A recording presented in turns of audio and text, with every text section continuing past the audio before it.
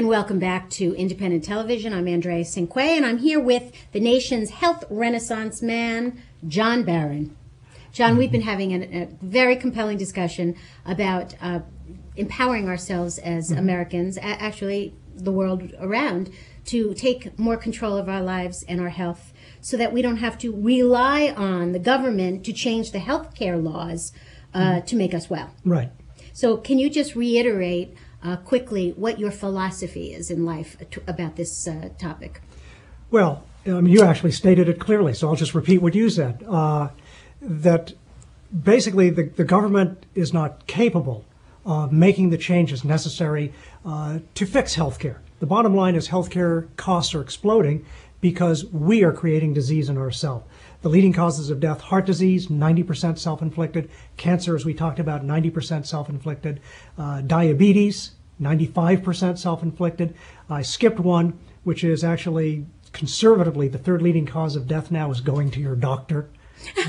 It's from complications from prescription medicine. That's right, it's true. It's true. How many stories do we hear about people going in for surgeries that are minor and ended up getting, bigger problems because of they misdiagnosed or the interaction with drugs or whatever? Right. It's actually the third leading cause of death, and you can make a case that it's actually number one. And not to be glib, because let's acknowledge there are certain things that doctors do extremely well. Most of them are very dedicated, often heroic in what they do.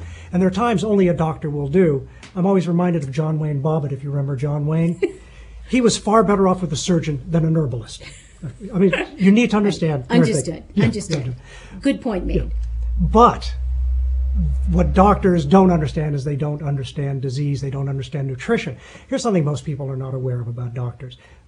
In medical school, they take, at best, 1 semester on nutrition. That's 1 hour a week for 6 to 8 weeks. So they've had 6 to 8 hours of nutrition.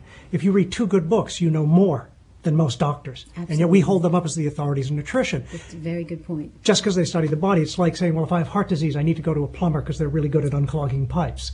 It doesn't work that way. That's a very good analogy. I feel that way now. I have become a citizen that takes control of my health. I'm doing reading on the internet. I'm getting books out. I'm watching health shows. And I'm educating myself.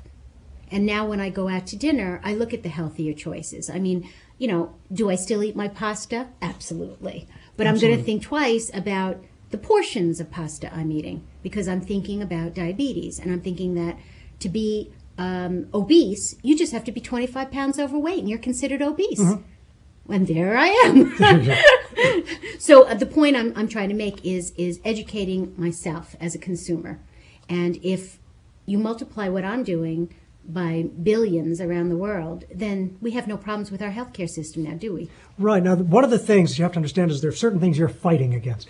One of them, I went into a major supermarket, Ralph's, recently, and it takes a lot to basically floor me. But I saw this new thing called the Power Aisle. It's new in stores now. It's the center of the store. It runs right down. It's like double wide. Nothing in there. It's where they put the things that sell the most. And the huge run of this giant store, this giant Power Aisle, and I know it's Power Aisle because they label it, Aisle 8, the Power Aisle, dead center. And on one side, running as far as you can see, the line, and the other side, snack food. Now, the thing I guarantee is the stores aren't force-feeding it to us. They're going where we're buying. If people are buying organic foods, they would line that Power Aisle with organic foods. We're making choices that encourage the stores to feed those choices. The fact that more and more people are buying organic and healthier, you'll find those sections now appearing more and more in supermarkets. The choices we make matter. In legislation, we really can't affect the big legislation very much, but we can on the smaller things. And these are very important. The issues that, and that's a whole show in itself. The legislation designed to take away our choices. And that's worth talking about. But there is legislation. There are people, legislators with an agenda, if you will, constantly looking to take away and limit your choices. One thing, for example, in half the states, and I think a lot of people aren't aware of this, half the states in the United States, it's still illegal even for a medical doctor to suggest alternative therapies for cancer. They go to jail if they... It's illegal? It's illegal. I'm floored. Well, no, actually, it shouldn't floor you. I mean, one of the things is that we know, and you can read about health practitioners constantly going to jail. or raids on clinics that are selling things. And some of it's actually designed to protect us, but some of it is absurd. You mean, are you talking like the pits? I know that there's certain properties in pits that they say ground. Oh, apricot pits. Apricot pits. That's a different topic, and how they test, and how the tests are always designed to make alternative remedies fail.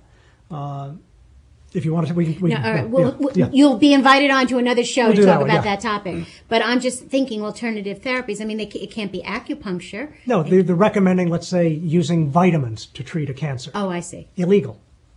That basically you're limited. Doctors in half the states in the country are limited to the prescribed therapies right now, modalities, which are chemo, radiation, and surgery. And the thing is, everybody knows, even the doctors know, these don't address the cause of cancer. You cut out the cancer with surgery, it didn't address what made that come in the first place. You use radiation, you burn it out, didn't address it. Chemo, there isn't a doctor in the world who thinks you get cancer because you're suffering from a chemotherapy deficiency. All these are doing is dealing with the symptoms, which is the way medicine treats things. Mm-hmm. Sometimes that works, sometimes it doesn't. Really good on trauma. I actually heard a great definition of medicine. I think you'll get a kick out of this. That medicine is now all about numbers. You go to your doctor, and he conducts a series of very expensive tests, comes up with a list of numbers, a table. And on it it'll tell you like, liver enzymes, whatever. There'll be a range of numbers, high and low, and then your numbers.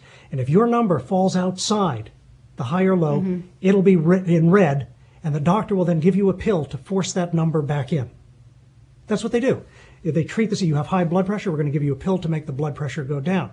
Doesn't address what caused the high blood pressure. Right, it's to force the number back into range. The underlying root of the problem. Yeah. Now that is again caused, in many cases, in most cases, heart disease, 90%, diet and lifestyle choices.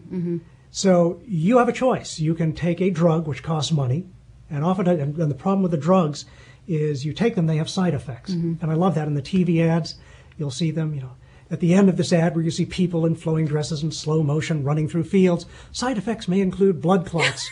We all laugh. We all laugh. Yeah. I mean, there isn't one thing that they haven't, put in there as a side effect. And one of my favorites is the one for antidepressant, and they tell you that one of the side effects is an increased risk of suicide. I know. It's true. I think people are really starting to think, maybe we shouldn't be taking this medication at all. Can we address the underlying causes? Sometimes you can't. There is a role for medications, but in so many cases, you can address things at a nutritional level. And I wish that the medical community wasn't so biased against it. There was a study in today's paper. I don't know if you saw it on fats. Excuse me. Okay. I just want you to know how well read I am. I guess we were going to talk about that. Right. Okay. We're talking about low-fat diet, no health. No health. Okay. They came out with a study, and it's marvelous. Some of the phraseology in it, just this is the Cadillac of studies. The results are definitive, unarguable. So what are the conclusions? Well, some of them are correct. They came to a conclusion that people who understand health have been saying for years, is that fat by itself is not an issue in the diet. In fact, actually saturated fats are not an issue. It's the type of fats that are the problem. The big problems, and they didn't address it, they just talked about whether you lowered your fat or did not. Did it make a difference? Saturated fats, hydrogenated oils. Hydrogenated oils are a key, not saturated fats. Some saturated fats very healthy, like the saturated fats in coconut oil. Lauric acid and medium-chain triglycerides, very healthy. Hydrogenated oils, not healthy at all. But the biggest problem, the one the study doesn't address, which is why it's pretty irrelevant, is the biggest problem in fats today is the imbalance in the ratio between omega-6 fatty acids and omega-3 fatty acids. Now, here's a problem where doctors have made things much worse by telling you not to eat saturated fats, eat vegetable oils. The vegetable oils you buy in the store, most of them are incredibly unhealthy for you. Even canola oil? Even canola oil. What they do is they tend to, the ideal ratio of omega-6 to omega-3, and in primitive diets and our diets, runs around 1-to-1 or 2-to-1 omega-6 to omega-3. In America, the average is 20-to-1, 30-to-1, even 50-to-1 omega-6 to omega-3. That imbalance causes everything from heart disease to cancer. And the problem is those vegetable oils, those polyunsaturated oils that you told were healthy, are almost exclusively omega-6. And they basically, never used omega-3s. They're now becoming sort of the hot buzzword in nutrition. Probably you and all the viewers are starting to hear. I believe in omega-3s because I don't like to eat fish that much. So I get them through the supplements. You get them through the supplements. The trick is, what you probably want to do is stay away from any oil that you can buy in the supermarket that comes in a clear bottle and lasts for 100 years. Basically, it's going to be high in omega-6. It's been actually treated to a point where it reacts in the body differently. Right. The oils you look for are like olive oil, a monosaturated fat, fish oil, flax oil. For cooking, you want oils that stand up to high heat. And because, again, oils, when they're heated, change their character and become very unhealthy. So you look for things. Avocado oil is a good oil to cook with. Where do you get avocado oil? In a health food store? In health food stores. Not in the regular grocery store. See, and here's the thing, going back to where we started this part of the conversation. If you went to your supermarket and said, I won't buy this, if you don't have avocado oil, if you don't have... Of course, they'll start stocking avocado oil. Yeah, their agenda is to sell you what you want. Right. And the marketers are out there doing all their research of what the buying patterns are of the consumers, and so they know that everybody buys, safflower oil or canola oil or vegetable oil. Vegetable oil being the number one cheap oil to cook with, and there you go. I mean, it's just like a vicious cycle, isn't it? It is. And somebody has to break that cycle. And you're out there trying to do that, and I hope you have a very good support system. I think you do. I mean, you've been writing a book, or if you've written a book, you're producing top quality nutritional supplements. Right. And you've been doing this for all your life, correct? For about 40 years now. Well, that's a significant amount of time now, isn't it? It is. So you're out there. I mean, you're the advocate. You're the advocate for people like me. Yeah, we're trying to basically, at the Baseline of Health Foundation, keep people informed. You can download the free book. You can get the newsletter, which will keep you informed, at johnbarron.org. And that's JONBARRON.org. Or if they mistype it at JOHN, they'll still get there. Oh, good. You did your search word. Good. That's good. This is a fascinating conversation and certainly timely in light of the fact that our health care system just is broke. And it's our fault. It's not their fault. That's right. And I think that is kind of like an aha that people have to realize in seeing the show, that we have to empower ourselves, again, I'm reiterating, as humans, to learn to care for our bodies as though they are temples. How's that? I mean, we care for our cars and our automobiles, and we service them, but we're not doing the same thing to our bodies. Okay? And with that said, I want to thank you for coming to this portion of the show. It's been a pleasure. John Barron, johnbarron.org, JONBARRON.org. I want to thank you for being on our show, John. It's a pleasure. Until next time, I'm Andrea Cinque, Eye on San Francisco. Eye